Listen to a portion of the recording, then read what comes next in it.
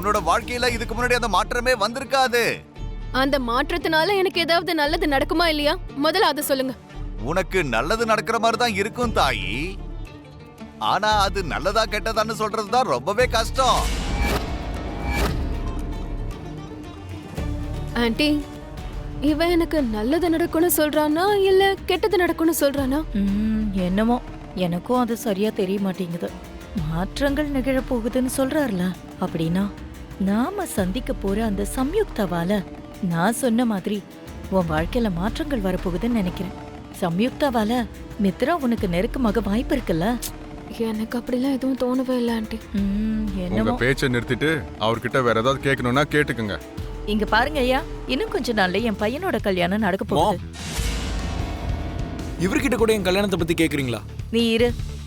இங்க பாருங்க ஐயா, இவன் தான் என் பையன். இவன் கல்யாணம் எப்படி நடக்கும்னு சொல்லுங்க. அம்மா தாயே,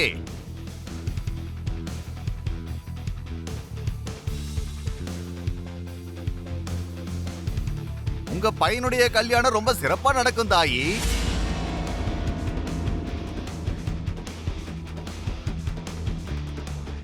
அதுவும் மிகப்பெரிய ஆளுங்களுடைய முன்னிலையில நடக்கும் தாயி. அந்த தேவதைகளே பூமிக்கு வந்து நடத்த போற கல்யாணம் இது. உங்க கண்ணுக்கு முன்னாடி இருக்கிற திரை கூடிய சீக்கிரம் உங்களை விட்டு விலக போகுது. நீ நடக்க போறது எல்லாமே உங்களுக்கு நல்லதாவே நடக்கும் சாமி. சரி, நீங்க போங்க. சின்ன குழந்தை கூப்பிட்டதுனால வந்தேன் சாமி. சின்ன குழந்தைங்க அந்த கடவுளுக்கு சமம். அந்த கடவுளே என்னை கூப்பிட்டு இந்த வார்த்தைகள் எல்லாம் என் வாயால சொல்ல வச்சிருக்காரு. சந்தோஷம் சாமி, நான் வரேன். அதெல்லாம் பரவாயில்ல, இந்தாங்க வாங்கிக்கோங்க. ஐயோ, ரொம்ப சந்தோஷம். வந்துட்டியா லக்ஷ்மி? எல்லாரும் நல்லா இருக்கணும். அம்மாவுடைய வார்த்தை ஜெகதாபா வார்த்தை.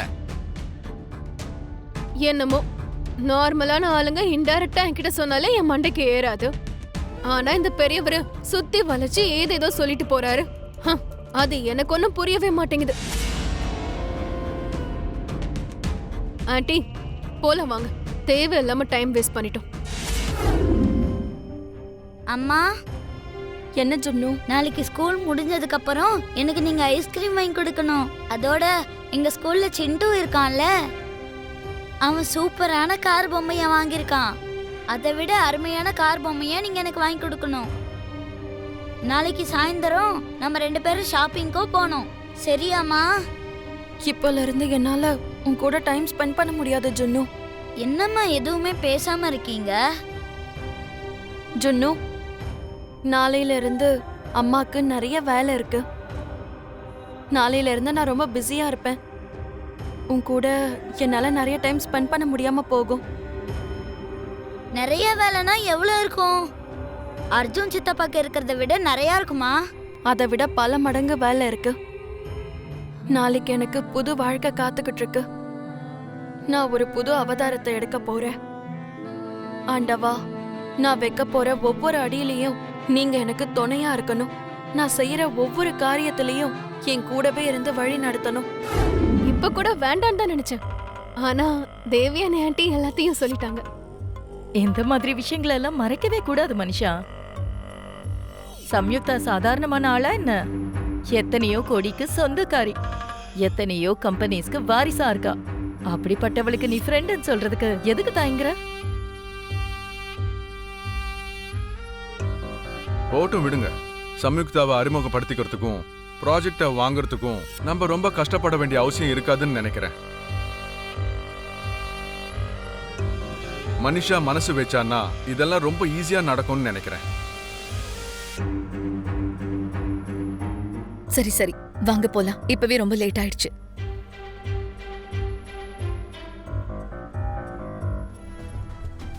என்ன ஆண்டி, என்னை இப்படி மாட்டி விட்டுட்டீங்க? நான் உன்னை மாட்டி விடல மனுஷா, உன்னோட தகுதியை உயர்த்திருக்கேன். பார்த்தல, உனக்கு சம்யுக்தா ஃப்ரெண்டுன்னு சொன்ன உடனே மாமா உனக்கு எப்படி மரியாதை கொடுத்தாருன்னு பார்த்தல மனிஷா. உன்னை அவர் அப்படியே வியந்து போய் பார்த்தாரு. உன்னால மித்ராவுக்கு நல்லது நடக்க போகுதுன்னு ரொம்ப சந்தோஷப்பட்டாரு. அவங்க சந்தோஷம்லாம் ஒரு பக்கம் இருக்கட்டும் ஆண்டி. என்ன பத்தி சொன்னது எல்லாமே பொய்ன்னு தெரிஞ்சா என்ன நடக்கும்னு கொஞ்சம் யோசிச்சு பாத்தீங்களா? அதுக்கப்புறம் சம்யுக்தா என்ன பார்த்து இந்த பொண்ணு யாருன்னு கேட்டுட்டானா என் முகத்தை நான் எங்க கொண்டு போய் வச்சுக்கிறது? ஐயோ மனிஷா, படிக்கும்போதுதான் ஃப்ரெண்டு. நீ இந்தியாவுக்கு வந்ததுக்கு அப்புறம் உங்களுக்குள்ள கேப் வந்துருச்சு.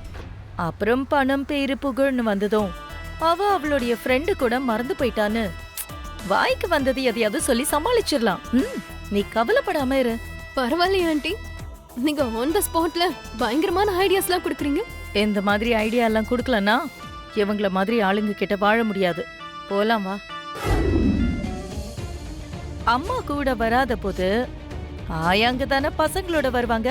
தேவயானி, யார் முன்னாடி என்ன பேசுறோம், யார் எப்படிப்பட்டவங்கன்னு தெரிஞ்சுக்கிட்டு பேசு. இல்ல நான் தெரியாம கேக்குறேன். ஜுன்னுவோட அம்மா யாரு முன்னாடி வரவே மாட்டாங்களா?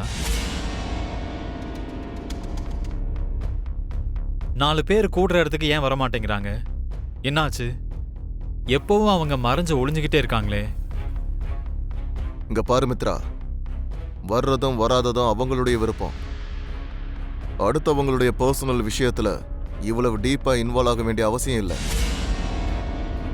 சரி, நீ கேக்குறதால நான் சொல்றேன்.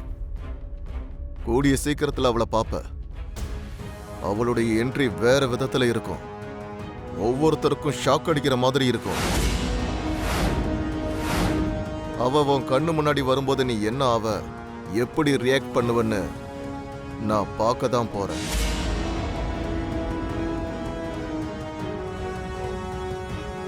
பில்டப் எல்லாம் நல்லா தான் இருக்கு.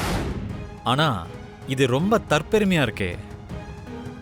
ஜுன்னு, இந்த பெரியவங்க எப்ப சந்திச்சாலும் ஒண்ணு பாலிடிக்ஸ் பத்தி பேசிப்பாங்க, இல்லனா பிசினஸ் பத்தி பேசிட்டு இருப்பாங்க. அவ்வளவுதான். நம்மள மாதிரி குழந்தைங்கள பத்தி யாரும் யோசிக்க மாட்டாங்க. இவங்க கூட இருந்தா நம்மளோட பிரெயினே ஃப்ரை ஆயிடும். நம்ம ஜாலியா பார்ட்டி என்ஜாய் பண்ணிட்டு இருக்கலாம். வரியா? சரி லக்கி, வா போலாம். லக்கி, ஜாக்கிரதை. சரிங்கப்பா. பை தி வே, உன்னோட பிசினஸ் எப்படி போகுது மித்ரா? உன் பிசினஸை விட 100 மடங்கு ரொம்ப நல்லா போகுது. இப்ப இந்த ஊர்ல எல்லா விஷயத்திலையும் தடையா இருக்கிறது, என் கூட போட்டி போடுறது அர்ஜுன் தான். அதனால அர்ஜுன் கிட்ட என்னால சாதாரணமா நடந்துக்க முடியாது. எதுவும் நடக்காத மாதிரி இருக்க முடியாது. மித்ரா, நான் என்னோட அனுபவத்துல சொல்றேன். நாம சாதிக்கணுங்கிற வெறி மனசுல இருந்தா போதும். அத நம்ம அடுத்தவங்களுக்கு காட்டணுங்கிற அவசியம் இல்லை. பிசினஸ்ல ஜெயிக்கிறவனும் இருப்பான், தோக்குறவனும் இருப்பான். நாம கூட ஒரு சில நேரங்கள்ல ஜெயிக்கிற லிஸ்ட்ல இருப்போம், சில நேரங்கள்ல தோக்குற லிஸ்ட்ல இருப்போம். அதுக்காகலாம் எல்லாருக்கூடயும் விரோதத்தை வளர்த்துக்க வேண்டிய அவசியமே இல்லை. Dot please. அர்ஜுன் எனக்கு எல்லா இடத்துலயும் போட்டியா இருக்கான். அதே மாதிரி இந்த ஜெயமார் சார் ப்ராஜெக்ட்ல கூட இவன் எனக்கு போட்டியா இருக்கான். அதோட இவங்கிட்ட இந்த மாதிரி நடந்துக்கிறது தான் எனக்கு பிடிச்சிருக்கு டாட்.